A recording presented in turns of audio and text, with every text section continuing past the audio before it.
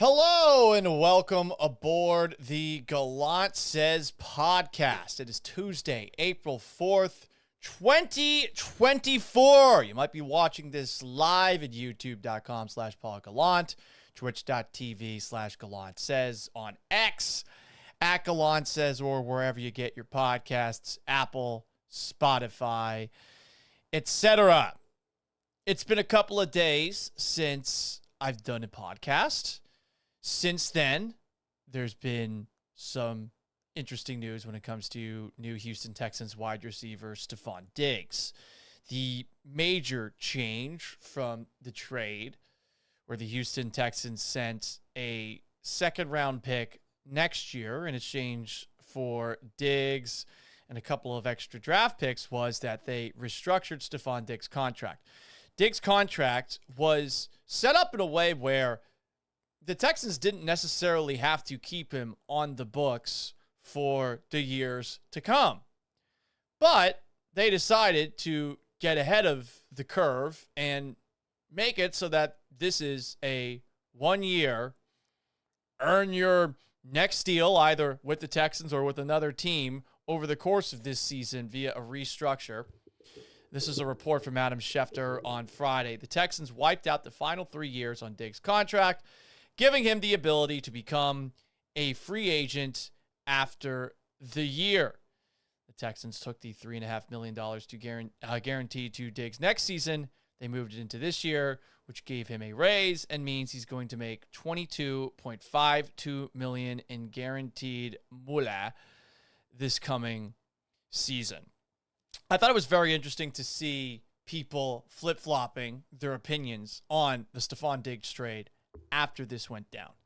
And I said it on the radio show, Gallant and George, noon to 3, ESPN 97.5 and 92.5, and on the at ESPN Houston channel. I thought it was very interesting the amount of people who seemingly changed their minds on the trade because Diggs is not locked up under contract after this coming season. Think about it from this perspective. What are you more likely to get with that second round pick you have next year? A player who is on Stefan Diggs' level, or to get a year of Stefan Diggs being something similar to Stefan Diggs? I think people look at draft picks, and especially when draft picks are traded, and they think they're a lot more valuable than they actually are, especially with first-round picks. But second-round picks, not that different. Having given up a second-round pick for a 1-year rental of Stefan Diggs, especially when you already have another second-round pick next season, should not be something that makes all of you people lose your minds or change your opinion on the trade. And it goes back to whether or not you actually trust Nick Caserio. I see a lot of people these days that are finally saying they trust Houston Texans general manager Nick Caserio. Drafting C.J. Stroud will do that. Finding in the Will Anderson trade a guy actually worthy of moving up for that spot, that's going to change some opinions too. Winning, that's going to change opinions. Not having Lovie Smith, energy vampire. Not having David Culley, perhaps not the most competent head coach around anymore. That's going to help out too. But if you trusted Nick Caserio, you can't get mad at Nick Caserio for deciding to give Diggs a raise for this coming season, but also giving the Houston Texans flexibility for the years to come. And specifically, I would point to the possibility of the Texans, before this offseason is done, potentially giving Nico Collins an extension. That is definitely on the table now. There's money cleared off the books for the Texans to use in any way that they see fit. That's good, right? They can work on that extension with Nico Collins now and not have anything that they'll potentially have to worry about at the end of this year. So, to the people that were changing their mind after the trade of a second-round pick for a 1-year rental from where it was before, where that Stefan Diggs contract did not look like one that's going to age particularly well for a wide receiver who's entering his 10th season, that actually is a good move by the Texans. But again, some people are just going to disagree.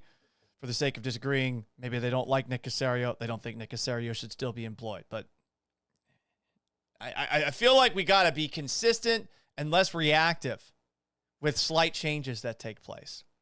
Anyway, as far as Stefon Diggs goes, Diggs is already working out with C.J. Stroud, Tank Dell, and John Mechie. No Nico Collins. They were joined by some streamer named Sketch, who got to run routes with them. The petty, jealous side of me hates the idea of this Sketch fellow. 657,000 followers on Twitch. A little over 500,000 on Instagram. 281,000 on YouTube. And I guess he streams live sessions on Madden. Reading the write-up on this guy, his catchphrases are, "What's up, brother?" and "Special teams, special plays, special players." I hope he's really good at Madden, because that is not, in my opinion, something that's going to get people to watch said stream. Sed is commenting on YouTube.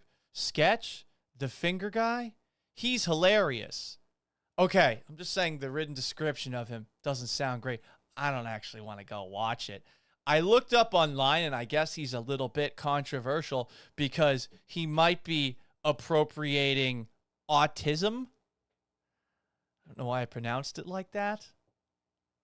But from the looks of things, and I base this off of Reddit and a screenshot of someone asking him, I think on his Instagram, he plays an autistic character for comedy. Hey, listen, I'm just a hater. This guy's clearly doing something right, but fuck, is that something that I should have done? I don't know. Brandon Halam counts. I can't read. Brandon Halam comments, in a year where it counts, the Texans got another wide receiver one, and the Bills got a junior in college. Right. Although it's going to be next year for the Buffalo Bills because that draft pick is a 2025 second round pick. So again, I don't know what this Sketch fellow is. Anyway, I wanted to play a couple of highlights from recent podcasts and recent interviews about Stefon Diggs on the Galan and George radio show that I do on ESPN 97.5 and 92.5 with Joe George. This is also up on my YouTube channel. We brought on Tyler Dunn, who is a feature writer for a Substack called Go Long, but also used to cover the Buffalo Bills. Diggs has a fantastic piece that I encourage you to read that we'll talk about in just a moment. But Diggs had to Dunn. God damn, I can't speak today. Per Dunn, Diggs is not a declining talent and landed in the best possible spot with the Houston Texans. His relationship with Josh Allen supposedly wasn't the biggest problem. His relationship with Kirk Cousins also supposedly wasn't the biggest problem. His relationships with head coach in Buffalo, Sean McDermott, head coach Mike Zimmer, were the issues. And it seems that he didn't like the direction that those two head coaches took their offenses, which was towards running the football and away from giving Diggs the ball. So, with that in mind, Dunn had some interesting things to say about what kind of player Diggs is from a drama standpoint. He's a number one wide receiver. You're expecting the guy to, from time to time, just do number one wide receiver things. Seems like for the most part, these guys have diva tendencies, egos that need to be constantly, for lack of a better term, coddled, fluffed, whatever. But per Tyler Dunn, the things that Diggs did off the field never had an effect on the field. drops in playoff performances that weren't so good. Okay, that's something you could point at, but they seem to be unrelated to the drama. But in the article that Tyler Dunn wrote, and I encourage you to write this, and I apologize for being a little bit disorganized with this, with the way that I'm explaining things now, because I was trying to set up a piece of audio. But he talked about this player named Isaiah McKenzie, who was a Bills veteran, who took on a mentor role with the Buffalo Bills for Stefon Diggs.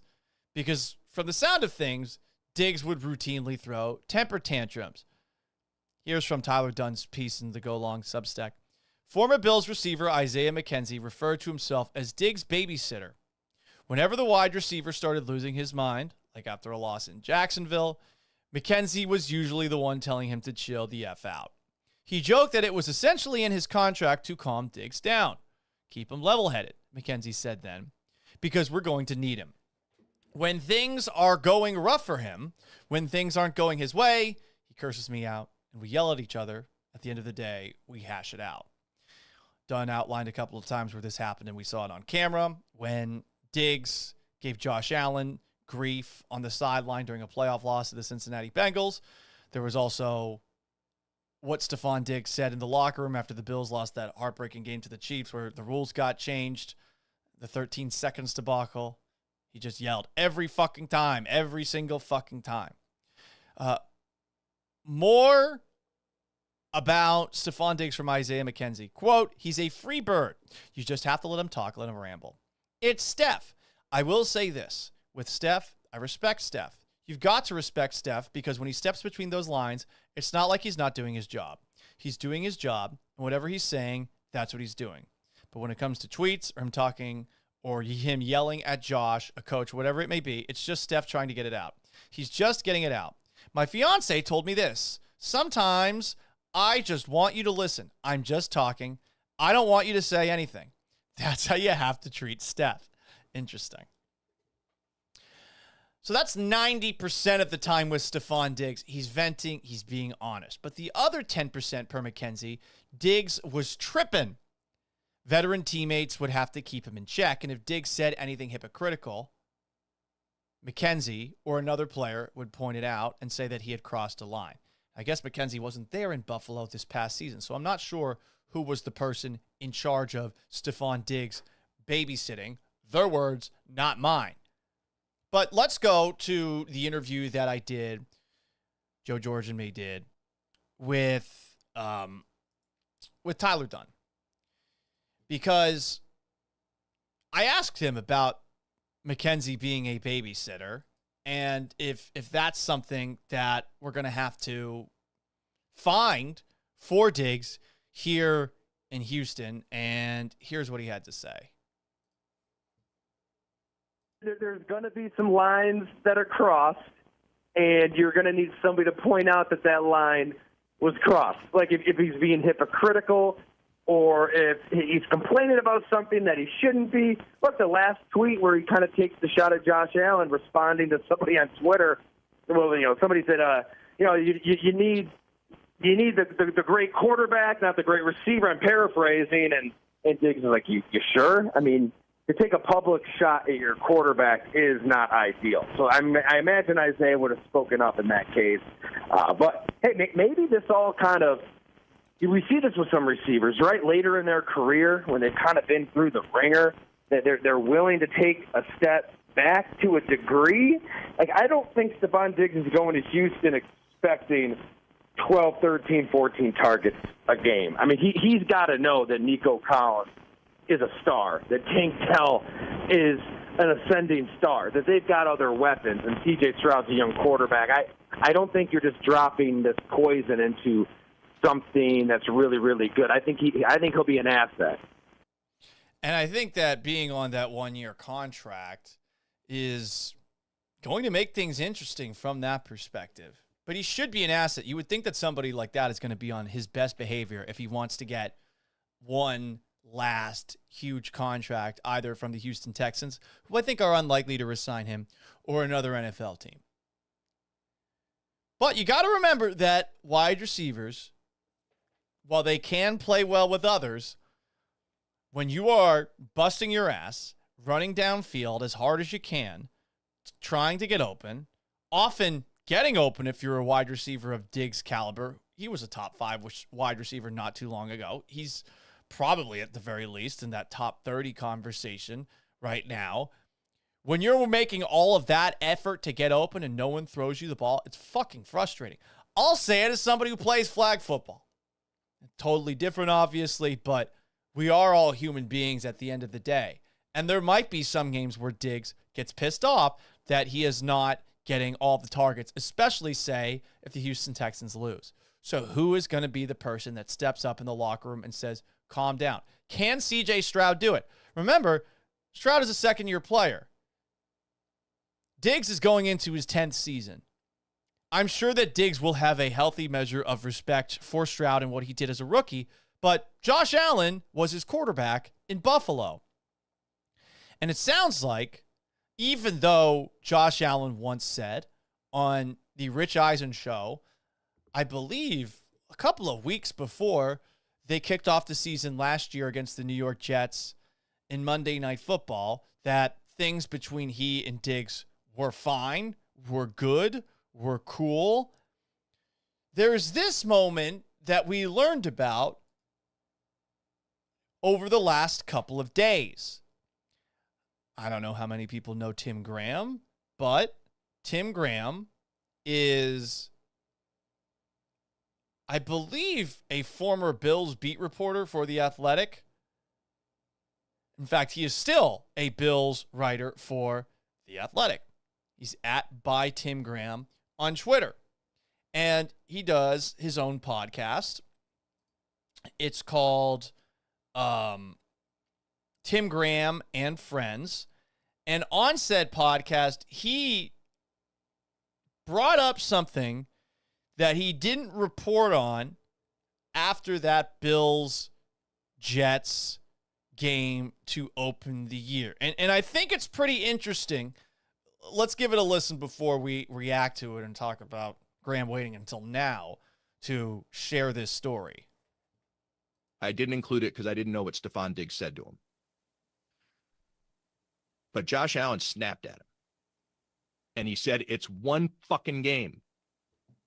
And kind of motioned like, I'm not talking to you here. And Diggs walked away, and Josh was sat there. And in retrospect, I mean, keeping in mind this was week 1, when, for all we know, everybody's hunky-dory. But looking back on it now, I wish I would have included that in my story or made some sort of reference to it.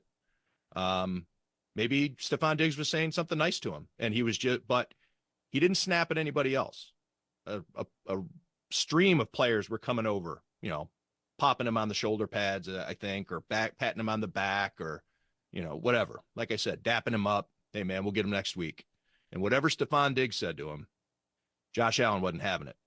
And I wish I would have put that in my story at the time, but I think that we look back and Stefan Diggs clearly in that moment, and it happened so quickly, would lead maybe one to believe on the regular was getting under Josh Allen's skin. So you hear that, and remember, Josh Allen, for whatever criticism he might get, is a very talented player and seems to be pretty well liked in the Bills locker room, especially considering that up to that point, Tim Graham had mentioned that a lot of his Bills teammates were coming over to him and offering support after a game where he played like shit. He threw 3 interceptions against the Jets. Diggs did not go that route. And I imagine that is something that gets annoying when you lose a guy who is complaining or bringing up the obvious. Now, this might have been the 90% of the time where Diggs was being honest and telling the truth, but maybe it was truth that Josh Allen didn't want to hear. Would you want to hear that after a 3 interception game where you lost, where you can't really do anything about it the rest of the way?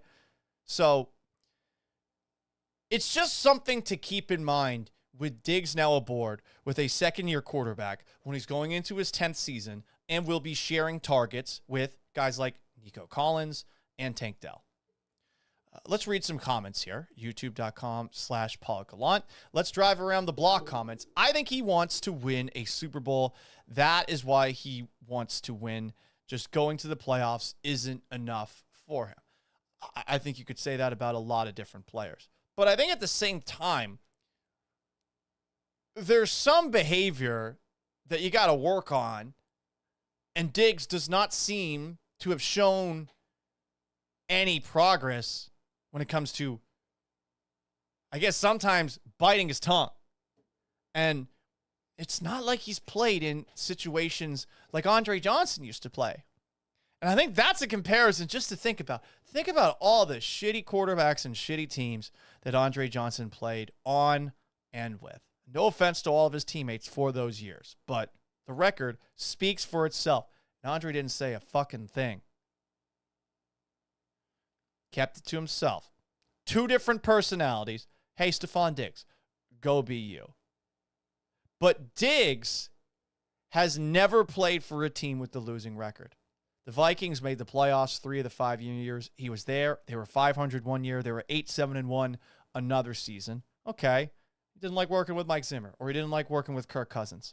Goes to Buffalo, has great numbers right away with Josh Allen, elevates himself to that top 5, top 3, maybe even number 1 overall wide receiver conversation. But things even petered out there. And yeah, okay, Buffalo, maybe with Sean McDermott running the show, things had a ceiling that they had reached, but he's been in good situations, and he consistently gets annoyed to angry, and his teammates, at the very least, notice it enough to speak up about it privately, or in the case of Isaiah McKenzie, publicly to the media. It's a well-known thing. So how's it going to translate here? You got DeMeco Ryans, you got CJ Stroud. I think DeMeco Ryans probably relates a lot better to players than some guy who was using the hijackers on 9/11 to motivate his players. Just a thought. Might be controversial to some, but remember, Sean McDermott was about to get canned when that story came out. Also, an article that came courtesy of our guy, Tyler Dunn. Let's read some more comments here. YouTube.com/Paul Gallant or Twitch.tv/Gallant says, Frobius, is that you? Frobius, where the fuck have you been? Seriously, welcome back. I haven't seen you on social media for the longest time. I'm happy to see you again. Hope all's good, bud. Let's be honest, says Frobius.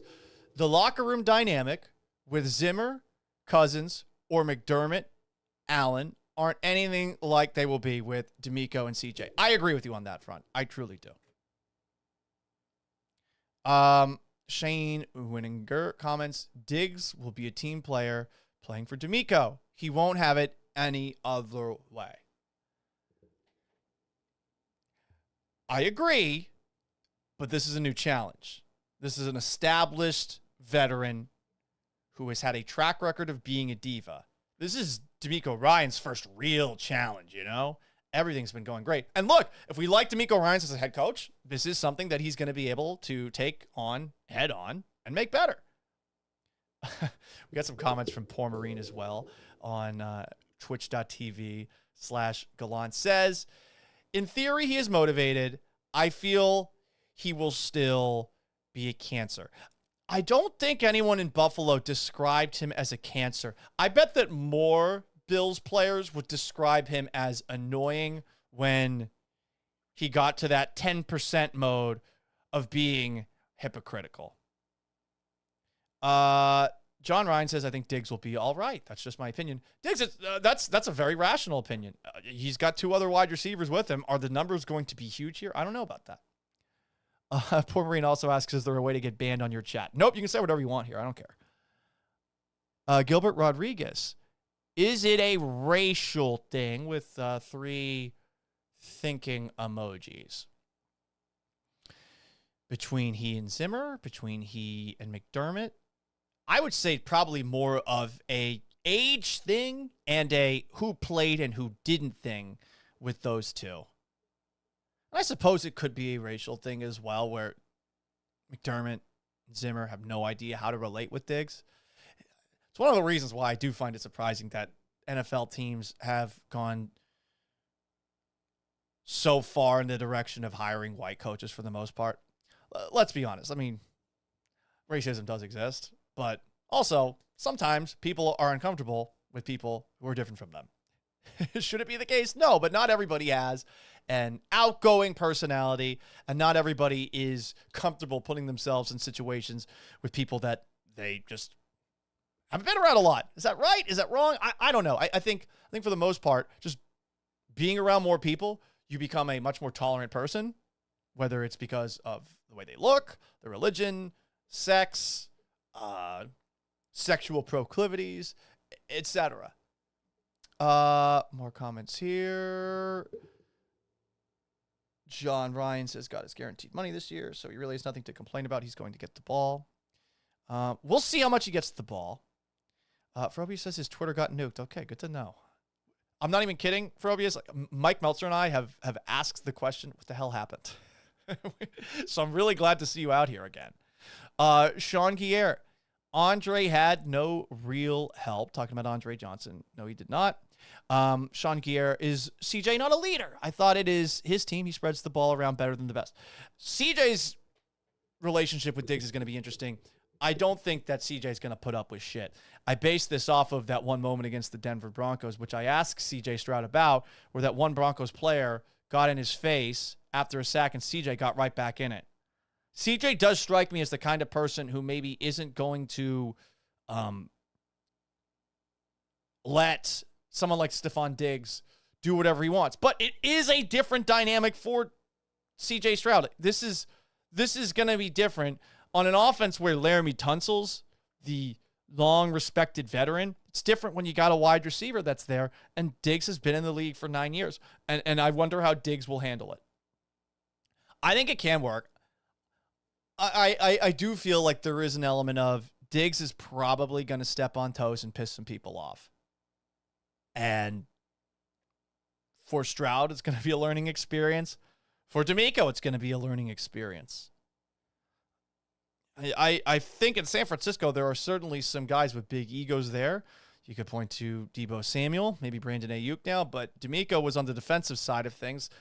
Who was he dealing with in San Francisco that was, I guess, a real malcontent on the defensive side of things? Maybe you want to point at Nick Bosa, and I'm really just saying that because he's got problematic tweets. Comment from Gilbert. CJ did say last year he wants to see his teammates get paid. Well, that's cool at least. But I think most players are going to say that publicly. At the same time, they might be thinking privately that this player shouldn't be making more money than me. I think that's human nature. Frobius says, it's the beauty of the one-year deal. Even if it is a shit show, he's gone after the season. Yes, from a, hey, he's a pain in the ass perspective, or, hey, he's not the same player perspective. I mean, this could end up like Odell Beckham Jr. with the Baltimore Ravens this past season, where he was decent, but he certainly was not the Odell Beckham Jr. of old that wanted a $15, $16, $17 million contract, whatever he ended up getting. Okay, I think that CJ Stroud and D'Amico Ryans will be a good support system for Stefan Diggs. But speaking of support, it's been really interesting to see the lack of support for the biggest star in sports right now. We do talk about things that are not just Houston Texans related and not just Houston Astros related on these live streams. I like to put a lot of work into them to make sure that I'm not talking out of my ass, because sometimes these subjects are controversial. It has been very interesting to see the coverage and the reaction to the Caitlyn Clark show. It has gotten a lot of attention. a lot more attention than even I expected. Just take a look at the television numbers. 12.3 million people watched Iowa and LSU in the Elite Eight, which we talked about last week on the show. Even more people watched the Final Four for the women's tournament. 17 million watched Iowa and UConn in Final Four action on a Friday night. At that time, it was the highest audience for any ESPN basketball game on record. And then, on Sunday in the national championship, where South Carolina beat Iowa, pause for a moment. I like it when a team beats an individual.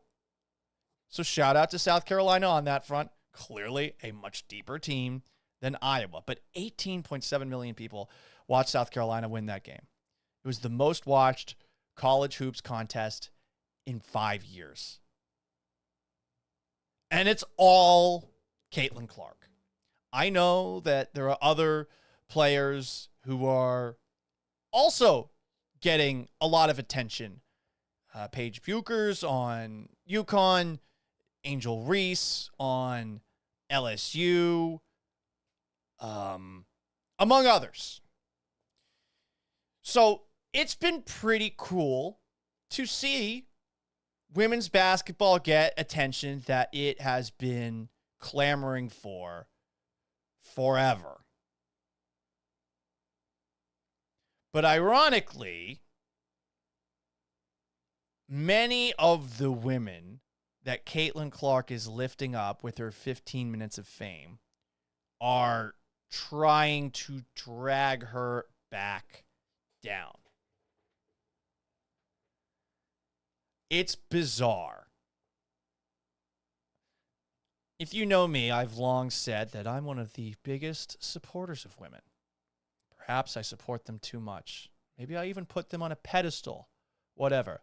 I am the white knight who rides on the internet for the women. Is it because I like them so much? I don't know. That's up to you to answer. But, I mean, I'm such a white knight, I didn't even feel obligated to watch the women's Final Four. I know there are many people who are informed and passionate about the sport, more informed and more passionate about the sport than me. Was I going to talk about them a whole lot on Monday's show with Joe on ESPN 97.5 and 92.5? Probably not. But I showed you the numbers. The numbers are incredible. Are these numbers that are dwarfing men's college basketball ratings more about the state of men's college basketball than women's college basketball, and women's basketball all of a sudden just becoming in? I think so, unfortunately, but I don't want to knock women's basketball here. There's a temporary market for women's basketball. Maybe it translates to the WNBA. For those who don't know, the Las Vegas Aces, they're going to be moving their matchup against the Indiana Fever, who are supposed to draft Caitlyn Clark, to move to T-Mobile Arena so that 8,000 more people can theoretically go to this game. Will they go to this game? I don't know. I think women's college basketball has a lot more success than the men's game now because the men who are really good are gone for the NBA after one season, where someone like Caitlyn Clark, we've come to know over the past 4 years, Angel Reese, among others. But let's bring it back to the women and what I said a little bit earlier, how many of the women that Caitlyn Clark is now lifting up are trying to drag her back down. I don't want to sound sexist here, but it is a rather surprising twist that womanhood, sisterhood, a nurturing group that would never talk shit about someone behind their back are trying to pop Caitlyn Clark's 15 minutes of fame bubble before she even gets to the WNBA. Specifically, we've got Diana Taurasi, UConn legend, U.S. women's basketball legend, Phoenix Mercury star, plays in Russia as well, if I'm not mistaken. She was doing an alternative broadcast of UConn's game with Iowa on Friday night and gave a quick answer when asked who she would take first overall between UConn's Paige Buchers and Iowa's Caitlyn Clark. Sue Bird asked the question, and in case you haven't seen it by now, here is Diana Taurasi's very quick response. Second page. Next question. So if you had the number 1 pick this year, you would take Paige over Caitlyn? Absolutely. I like that energy. I think it's hard to discount. Yeah. I'm taking Paige. Next question. And look, there's a little bit of bias involved here. Taurasi played at UConn. But Taurasi wasn't done.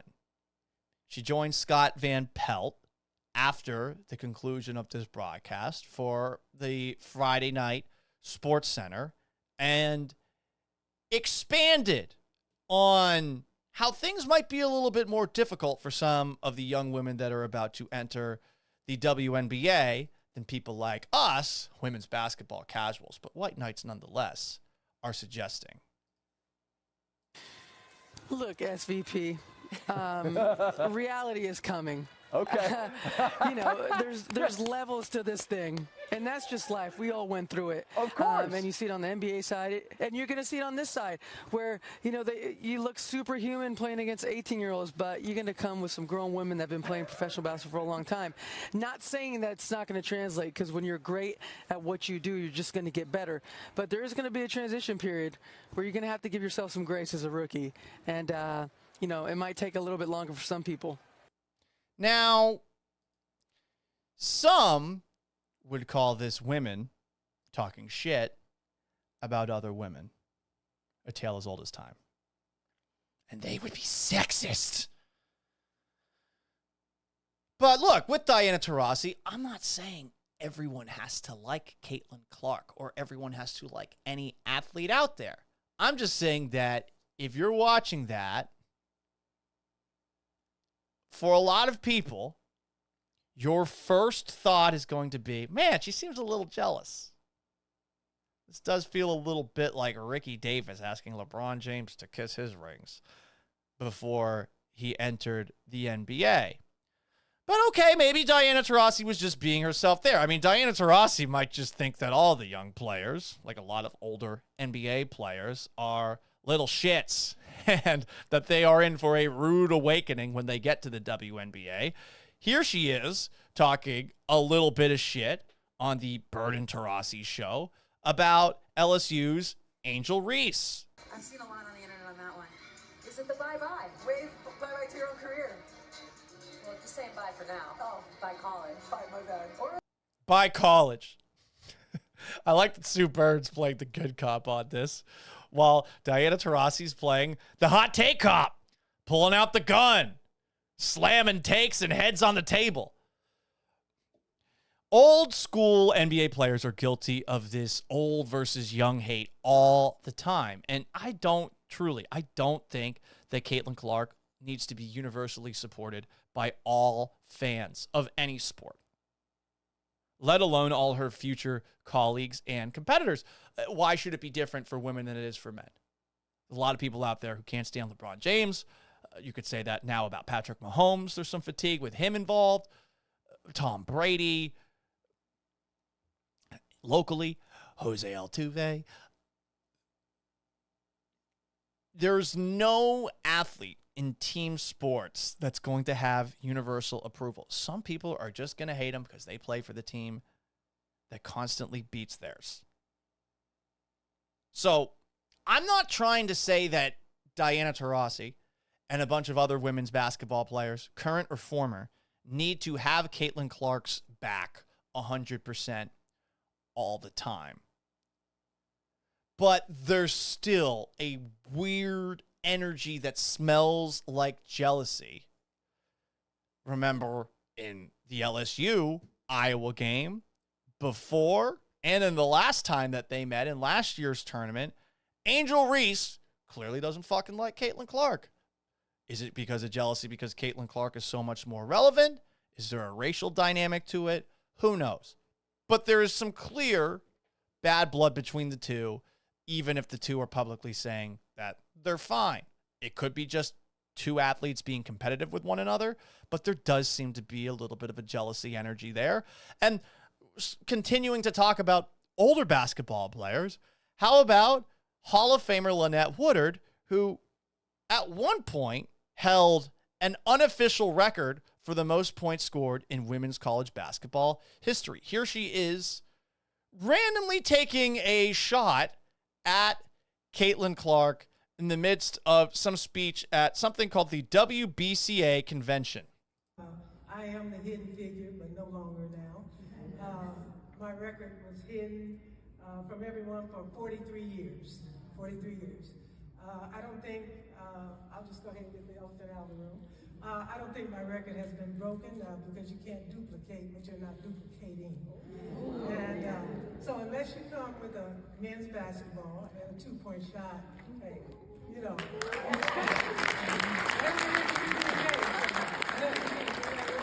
What's up with the snapping by that person if you're watching the video here? So I'm going to defend. Check that. I'm going to play devil's advocate for Lynette Woodard for just a moment here. I get her gripes to an extent. She was the unofficial holder of the record for most points scored over a career, but it's not officially recognized by the NCAA because she played during the AIAW era when she was at Kansas from 1977 to 1981. I don't know why the NCAA refuses to acknowledge stats from that time, but they do. To Lynette's other point, 1985, women's basketball introduced a smaller basketball. And in 1987, they introduced the three-point shot, which Caitlyn Clark is electric from outside. She's a fantastic outside shooter. There are some Steph Curry vibes to Caitlyn Clark's game with where she shoots, how much she shoots. And if you do like basketball, her shooting ability is truly impressive. I'm not going to go out of my way to watch it because I'm not really the biggest sports fan these days, but it is something. And she plays in an era where the three-point shot is allowed. Lynette Woodard didn't have those things. And I can understand being bitter and saying, well, she did it with a smaller ball. She did it with the three-point line. Her record is actually getting acknowledged. I can understand being bitter and petty. I'm bitter and petty all the fucking time. But without that context that I just gave, it seems like jealousy when you're saying that at a podium. Because not everybody's going to provide that context for you. There's not going to be a card underneath you that says, yes, I played with a bigger ball. The three-point shot wasn't introduced until after I played. And by the way, the NCAA didn't even acknowledge my record. So it does seem like jealousy. To John Ryan's comment on YouTube, women are hateful as fuck to each other. They sure can be. And I don't want to generalize too much. I know I'm going to be, in the eyes of some, sexist with this commentary here. But I know from my own personal experience that I've gotten in fist fights with my friends and we have been totally fine the next day.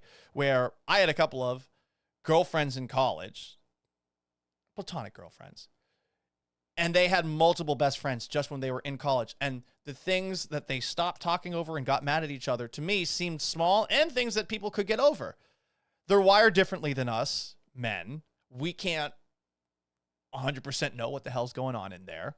But the comments directed towards Caitlyn Clark do feel like petty jealousy of a person who is legitimately trying to raise up the sport.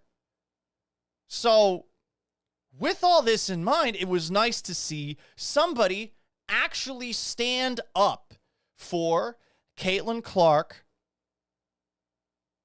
that is also one of the more important figures in women's college basketball these days. I'm talking about Dawn Staley. Here she was right after South Carolina won the national championship. Dan Zakrzewski, Outkick coach, you just talked about, what a massive weekend this is obviously for women's basketball, women's sports in general. One of the major issues facing women's sports right now is the discussion topic about the inclusion of transgender athletes, biological males in women's sports. I was wondering if you would tell me your position on that issue.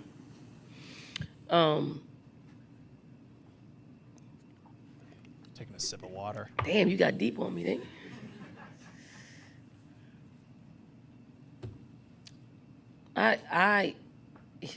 I'm under the opinion of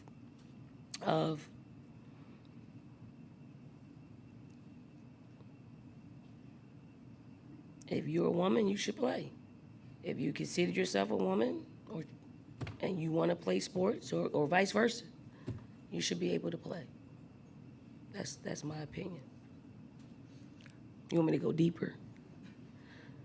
Do you think transgender women should be able to participate That's your question in you college want basketball? me to ask. I mean, you want to ask, so I'll give you that. Yes. So now the barnstorm of people are going to flood my timeline and be a distraction to me on one of the biggest days of our game. And I'm okay with that. Whoops, that was the wrong video. I'm kidding. I put that video there on purpose. I think that Dawn Staley actually gave the most thoughtful answer that you possibly could there. But at the same time, I feel like she's doing it, and that's why she thought long and hard about it, in a way that's as politically correct as possible. And I think she probably realized ultimately that it's not going to help her to say something that a lot of people who care about women's college basketball are going to jump down her throat for. I disagree with her. I don't think that transgender women should be allowed to play women's basketball at a level where scholarships are on the line or at a level where championships, medals are on the line either.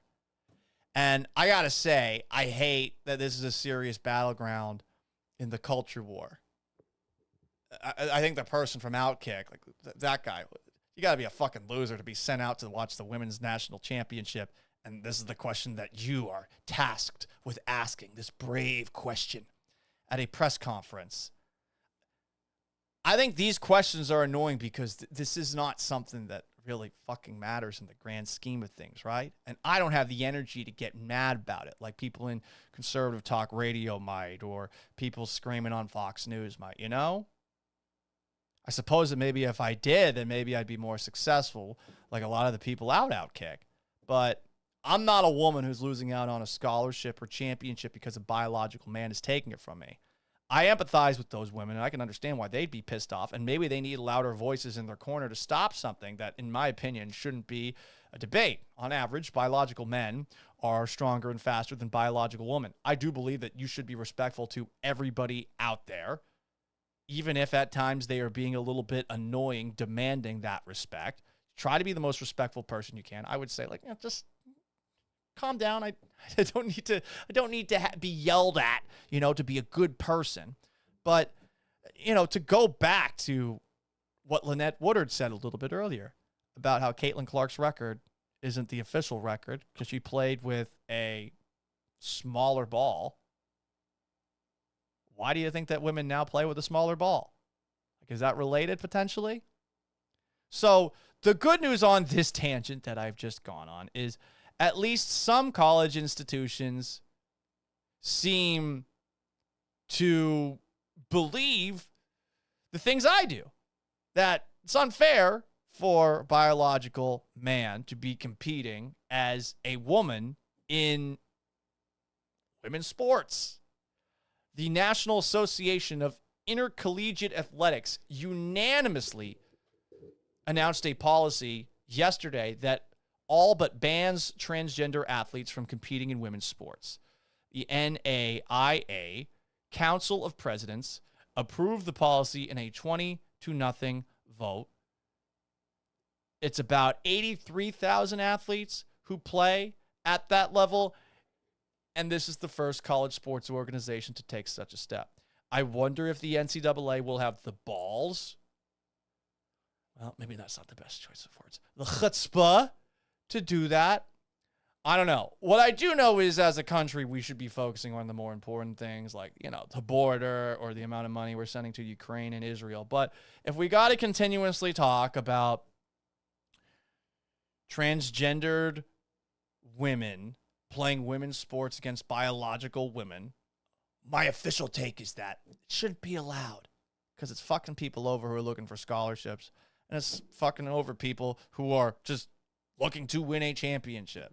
Specifically point to swimming. But let's get the right video of Dawn Staley, because Dawn Staley, again, deserves a lot of credit for doing something that a lot of the future colleagues of Caitlyn Clark should be doing right after winning the national championship with a microphone in her hand. Awesome. And I want to personally thank Caitlyn Clark for lifting up our sport. She carried a heavy load for our sport, and it just is not going to stop here on the collegiate tour. But when she is the number 1 pick in the WNBA draft, she's gonna lift that league up as well. So Caitlyn Clark, if you're out there, you are one of the GOATs of our games, that we appreciate you. Thank you, Coach. See, that is women supporting women. I'm every woman. That is some of the energy that we should be seeing from ex-women's players and current women's players at the pro level. And I get it. There's jealousy. There's bitterness. Through NIL, Caitlyn Clark's probably making a shit ton more money than a lot of women's basketball players. This is one of the same things that old NBA players are probably jealous of with current NBA players, especially in a league that they think has gotten softer, and especially in a league where a lot of guys aren't even playing on a night-to-night basis. Jealousy is always going to exist. It's not just a woman thing. But in a sport that is fighting for as much attention as it can possibly get and has just achieved the numbers I explained to you earlier, the most attention it's ever got, I feel like a sport that is fighting for relevance shouldn't be taking shots at the golden goose.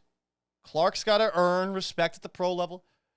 The whole sports world isn't obligated to love her, but I just think the energy from some directed at Clark over the past week that are her colleagues is jealousy and maybe just classic women. So there you go, folks. I'm going to read some comments here. YouTube.com/Paul Gallant.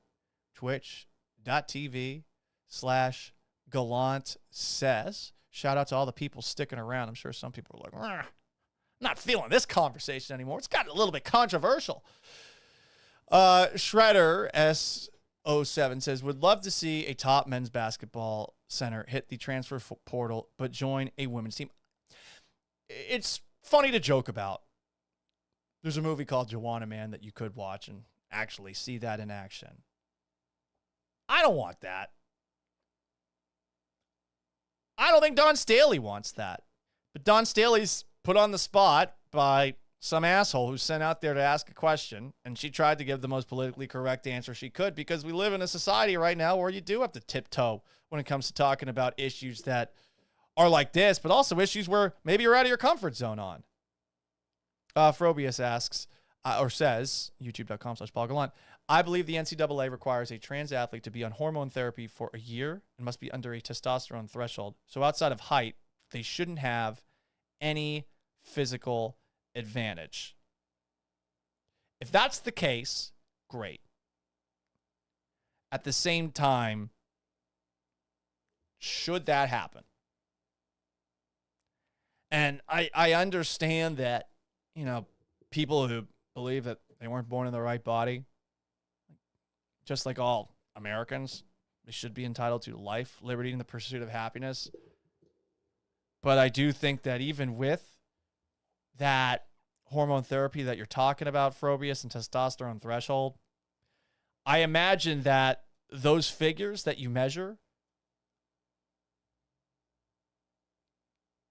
I would imagine that only goes so far as determining whether or not someone should be allowed to play. Like you would think that the hormone therapy or testosterone threshold or whatever, compared to the outside of height thing that you're talking about, you would think that bodies aren't going to shrink under that hormone therapy or those drugs that are taken. And look, I'm uninformed on, I would say, the very specifics of what it takes for someone to transition from one sex to another. But I would imagine, for the most part, that a biological man is going to have an edge, on average, in athletic sports like basketball, swimming, others, against a biological woman. And I don't think that's that controversial, but it weirdly is a very divisive issue today. And it's one that gets constantly thrust into the middle of the culture war, and it fucking sucks because I really do think it's a pointless thing to get in a deep argument over. Berserk comments, youtube.com/Poggalont. You can even see the players that have come from her and that are in the NBA, and the players now, that she has a great culture and unselfish with supporting each other. I'm having a tough time understanding Berserk, that comment. I think some things might be jumbled a little bit here. You can even see the players that have come from her. She has a great culture and unselfish with supporting each other. We'll see at the next level if the words that we're hearing are anomalies compared to the support she'll get. But I imagine a lot of people that are in the WNBA, they're going to play against someone like Caitlyn Clark, and they're going to be like, fuck Caitlyn Clark. And you know what? Good. That's what competitors should do.